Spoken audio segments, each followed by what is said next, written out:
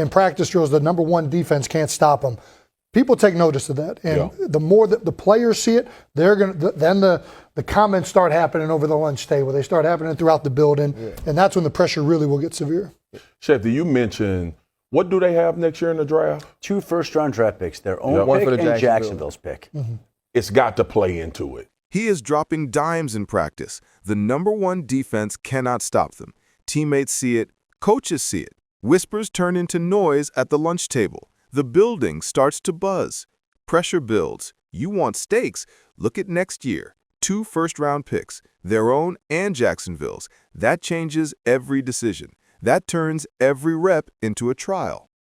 When Jason Kelce speaks, the league listens. It sounds like stone tablets from a mountaintop. This time it was not a take. It was a flare in the night sky aimed at Cleveland. It blew up like a busted keg at a tailgate. The Browns' owner did not issue a calm statement. He melted down in public. Angry uncle at Thanksgiving energy. Table flipped, voices raised, and now we have a feud. Hotter than ribs on a grill outside the dog pound. Kelsey, built like a Viking statue, beard-powered, from Super Bowl champ to prophet of doom. He did not whisper. He hit the siren over Lake Erie. Cleveland thought the worst headache this year was explaining the Deshaun Watson deal with a straight face. Then Kelsey rolled in like Gandalf in shoulder pads and said, "Danger is coming." Like the video and subscribe. If you love Shedeur, then comment SS 100%. Given what we just saw with Shedeur Sanders, someone in Cleveland is getting fired by year's end. That is the buzz. The likely name is Kevin Stefanski. Word is, he did not want Shedeur. Andrew Berry made the pick. You do not undercut your GM and keep peace. Bad things happen in rooms like that. Shedeur is not blameless either. The clip that broke the internet was that 24-yard sack. Half the timeline blamed Stefanski, half blamed the kid. Either way, it was ugly. I think if one of these guys would have been like heads and shoulders the best guy, they would have went with him. But they had Joe as the safety person to fall back on because of how well he did in 23. And both were injured. Yeah, and I think I'll say this. Cleveland's not used to the controversy of the quarterback position. It's been a very stable position for a long time. Any other fan base would roll their eyes. They would laugh. They would move on to chilly debates. Cleveland does not do that. Cleveland treats warnings like the sky is falling. Fans carry scars, the fumble, the drive, the jersey of names, quarterbacks who did not outlast a trend, misery that could earn punch cards at therapy. Kelsey lit the flare and said the quiet part out loud. The city roared back. The owner went full chest thump. How dare you call out what we already know? And just like that, one warning turned into a brawl. Chaos in a helmet. That is the Browns. People want what they want. They want Sanders. They want to see him play. They want to see him succeed. Guys around the league are rooting for him. This is not a shot at Dylan. This is not a shot at Joe. It is simple. Shedeur puts eyes on the screen. He brings people to the gate. I want to see it. You want to see it. You do not need spreadsheets. Look at the sideline. One coach looks like he regrets every step that led him to Cleveland. Another chews gum like it owes rent. The quarterback stares into the void. He knows the logo he sold his soul to. Kelsey is not a loudmouth. He is the older half of America's favorite sibling rivalry. He's a warrior who turned his platform into a flamethrower. He pancaked tackles for a decade. Now he drops rants that go viral. When he talks, the NFL listens, except in Cleveland, where listening feels like extra credit on an exam you already failed. Instead of saying, maybe he has a point, they turn every day with Shedeur into a test. Chemistry with teammates, command of the playbook, and yes, the speeding tickets. That was a negative. Every tiny thing gets judged. He took himself out of a practice for his arm. No one questions how hurt, but if you're not actually injured and you pull yourself, they will judge it. The owner hit the panic button. He had an emotional blowout in public. Cleveland is not famous for ignoring good advice and turning out fine. Kelsey did them a favor. He gave a PSA. Please do not drive into the ditch again. Gratitude was not on the menu. The reaction looked like a meltdown in a Walmart aisle while cameras rolled. You could hear the steam whistle from blocks away. The message under the rage? We have been mediocre for years. We will do it our way. Fans have watched the carousel spin. Coaches, quarterbacks, coordinators, speed dating with headsets. The moment someone points to the obvious, the building acts like it's breaking news, like Kelsey insulted the honor of the whole city. But history has delivered this warning 1,000 times. We just watched a miserable game. Joe Flacco went in and looked good. He had first-team resources. Then Dillon Gabriel got first and second-team looks and protection. He was cushioned. He still missed throws. He had max protection. He still had issues. It's the same script. Every season starts with hope thick enough to butter bread. Every season ends with a crash you can feel in your chest. It's like your cousin saying your fantasy draft was trash. You knew it. Hearing it still stings. Kelsey does not need any of this. He's retired. He's chilling. He's sipping something cold. He's tossing matches into Cleveland's gas tank for sport. They were never going to start Dillon or Shedeur in Week 1. Kenny Pickett had a hamstring issue. That made the Flacco choice easy. The real question was always the backup. Who is number 2 on opening day against the Bengals? That's why the owner's fit was Comrie Gold. He's arguing with a retired legend. 0 to lose, all day to talk. The fan base split down the middle. Half nod and say, he's not wrong. Half scream, don't insult our sacred mediocrity. Being a Browns fan feels like a wild religion. You pray for miracles. You suffer in silence. You go to church every Sunday and call it a stadium. If the owner wanted to clap back, he could let the field speak. And to be fair, people have reasons to doubt this staff on quarterbacks. Development has been strange. Evaluations have been stranger. It's fair to ask, do these guys know what they're doing? Desperation is the vibe. There's still one rule. Winning is the only language that shuts people up. The scoreboard is the judge. Kelsey stirred the pot. The owner dumped in the whole spice rack. Now the whole league is watching the stew. This is not just football beef. This is prestige drama and shoulder pads. Football feeds on chaos. Storylines sell. Kelsey did not just warn them, he exposed them. The snapback was not strength. It was a confession on a hot mic. And it didn't end there. That was only Act 1. When Kelsey fires a warning, you don't get mad, you spiral. For Shedeur to get on the field early, he needs 2 things. Veterans need to look flat in those Eagles and Panthers run-ups, then he has to light up the preseason. Dinks and dunks will not move him up the order. He needs plays that turn heads. The front office spiral hit hard, like a quarterback backpedaling on 4th and 27 with no plan. Remember, this is the same fan base that once threw a parade for losing. So when the owner swung back with fire, it didn't scare anyone. It looked like a sparkler pretending to be a nuke. How can we fix the quarterback situation in Cleveland? What is going on, Baker? By yelling so loud, they proved Kelsey right. It's like a neighbor warning your basement might flood. Instead of checking for leaks, you shout at the neighbor. That's Cleveland 101.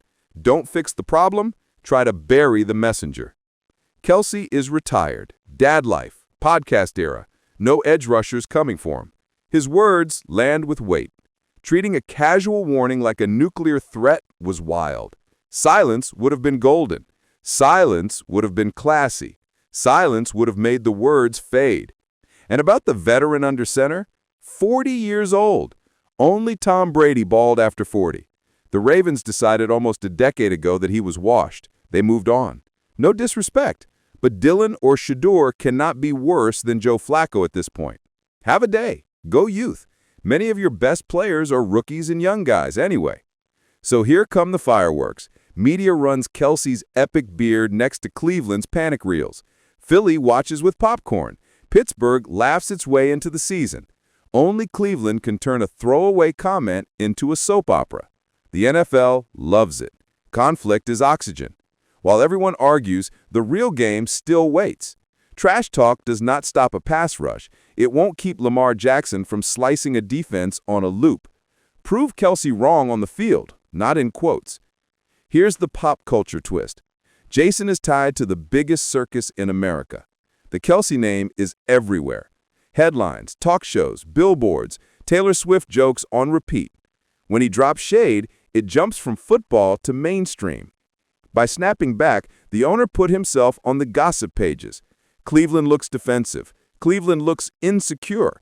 It's the kid who swears I wasn't crying while wiping tears. We all saw the game plan games. Dillon got the easy checkdowns. Flacco got them too. Shedeur got long routes. He got a tight end who barely cracks the roster. It set him up to fail. The louder Cleveland snapped, the clearer it got. Kelsey hit a nerve. He did not destroy them. They did it to themselves. Cleveland hit a football experiment that keeps blowing up in the lab. Every time they get close to relevance, something collapses. A last-second fumble, a missed kick, a quarterback injury that pulls the thread from the whole season. It's like a sitcom with too many seasons and no finale. Kelsey did not reveal a secret. He stated the obvious. The owner's denial turned it into a national show. The timing is awful. The season is here. The league is sorting teams into ready, shaky, delusional. Cleveland is wearing the delusional tag right now. The cracks show, the water is rushing in. I couldn't do it, of course, without the time. I couldn't do it without the play calling. I couldn't do it without anything. So I'm just thankful to even be able to have, the joy of just being on the field overall, then carrying the responsibility of doing the right thing. So that's 2 badges under my belt already, that I got out there. I feel like we operated the huddle really, really good. So it's just the small details that of course, we practice on and we talk about. And I'll say, of course, towards... What's next? You know the script. Another Browns collapse. The league will watch with popcorn. Each loss will roll with Kelsey's warning on the screen. Every pick, every whiffed block, every bonehead call, all of it will play back through that warning. The meltdown becomes the cherry on top. The internet will pull receipts. Old clips will fly. Social will laugh. Cleveland will feel it. They could have kept their heads down. They did not. They confirmed every stereotype. The funniest part, Kelsey may already have forgotten the line. Cleveland sits in boardrooms. Shedeur is slated to start a preseason opener on Friday night. If you are a Browns fan, that is exciting. That is fun. He is polarizing. He moves the needle. But is it a disservice? He has been the 4th string. Now he is thrown into the fire. If I am 4th string and I get the nod, I want it. You probably do too. So the team drafts statements. They hold crisis calls. They act like Kelsey carved the words into stone. That is dysfunction. When the light hits the mess, you scream at the light. You do not clean the mess. The owner did not silence critics. He confirmed them. The rest is inevitable. A blown coverage, a 3rd and long disaster, a wild call on the headset. All of it will echo Kelsey's warning. Small stumbles will feel massive. Cameras will circle. Shows will feed. This is about pressure. This is about fragility. A retired center said trouble is coming. The owner turned it into the headline of the season. That is not leadership. That is insecurity. Shedeur ran with deep depth chart guys. The play calling was a mess. Even if you do not like him, he did not get a fair chance to be bad. The offensive line was brutal. Stefanski still will not give him real 2nd team or 1st team reps. Why? Every snap looked like survival. Insecurity spreads fast, faster than injuries. Coaches feel it, players feel it, fans smell it before kickoff. Now the Browns fight their own shadow. Every miss feels heavier. Every blown assignment drags Kelsey's ghost into the room. The irony is rich. Kelsey is at home grilling, playing with his kids. No stress. Cleveland spins in circles, faced with the choice to prove people wrong or prove them right. They pick the latter. Kelsey does not have to speak again. The warning lives rent-free in their heads. It will grow louder with each stumble. The words are branded on the season like a scarlet letter. No statement will drown them out. This is not just football. This is theater. The front office made themselves the stars of a show nobody asked for.